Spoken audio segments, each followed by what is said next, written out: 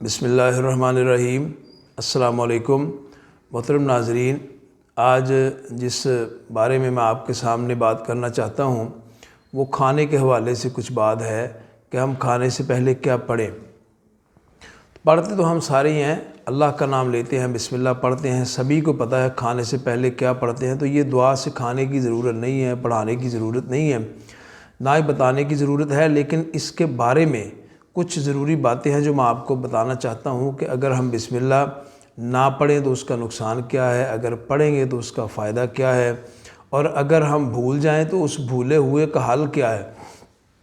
یہ کچھ باتیں ہیں جو آپ کے سامنے بیان کرنا چاہوں گا۔ اللہ کے رسول صلی اللہ علیہ وسلم کے صحابی حضرت عمر ابن ابی سلمہ رضی اللہ تعالی عنہ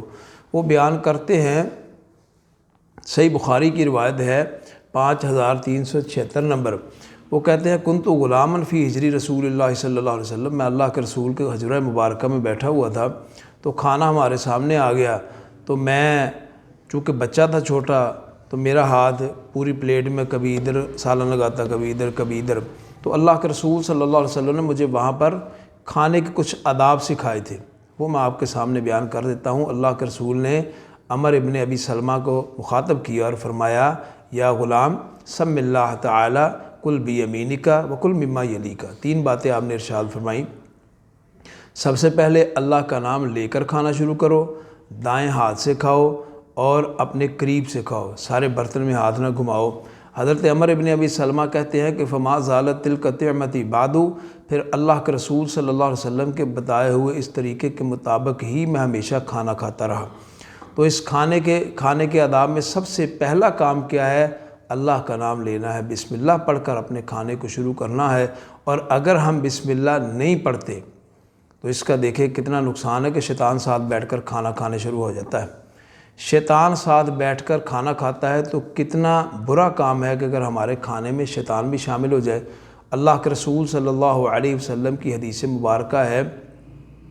صحیح مسلم کی روایت ہے 2018 نمبر، آپ نے فرمایا کہ جب انسان اپنے گھر میں داخل ہوتا ہے تو اللہ کا نام لے، اور جب کھانا کھانا شروع کرتا ہے تو بھی اللہ کا نام لے۔ اور گھر میں داخل ہونے کا کیا طریقہ ہے، کون سی دعا ہے، وہ ہم نے پچھلے پروگرام میں اپنے اس چینل پر اپلوڈ کی ہوئی ہے۔ جو گھر میں داخل ہونے کی دعا ناظرین یاد کرنا چاہیں وہ ہمارے اس پروگرام کو دیکھ لیں۔ اور کھانا شروع کرنے سے پہلے اللہ کے رسول نے فرمایا جو بسم اللہ پڑھتا ہے گھر میں داخل ہونے سے پہلے اللہ کو یاد کرتا ہے، اور پھر کھانا شروع کرنے سے پہلے جو اللہ کو یاد کرتا ہے، اللہ کے رسول نے فرمایا شیطان اپنے ساتھیوں کو کہتا ہے اس گھر میں اپنا رات گزارنے کا موقع ملے گا، نہ کھانا کھانے کا موقع ملے گا، گویا کہ شیطان دور ہو جاتا ہے۔ اور اللہ کے رسول نے فرمایا جو بندہ گھر میں داخل ہوتے وقت اللہ کو یاد نہیں کرتا، وہ دعا نہیں پڑھتا جو اللہ کے رسول نے سکھائی ہے، اور کھانا کھانے سے پہلے بھی بسم اللہ نہیں پڑھتا، تو شیطان اپنے ساتھیوں کو کہتا ہے کہ اس گھر میں رہنے کا، رات گزارنے کا اور کھانا کھانے کا موقع اب تم کو مل گیا ہے۔ تو اس کا مطلب یہ ہے کہ شیطان کی کوشش ہوتی ہے کہ ہم بسم اللہ کھانے سے پہلے نہ پڑھیں تاکہ وہ بھی ساتھ شامل ہو جائے۔ تو اگر ہم بسم اللہ نہیں پڑھیں گے تو شیطان ہمارے ساتھ ہمارے کھانے میں شامل ہو جائے گا۔ ہم نے بسم اللہ کا نام لازمی لینا ہے،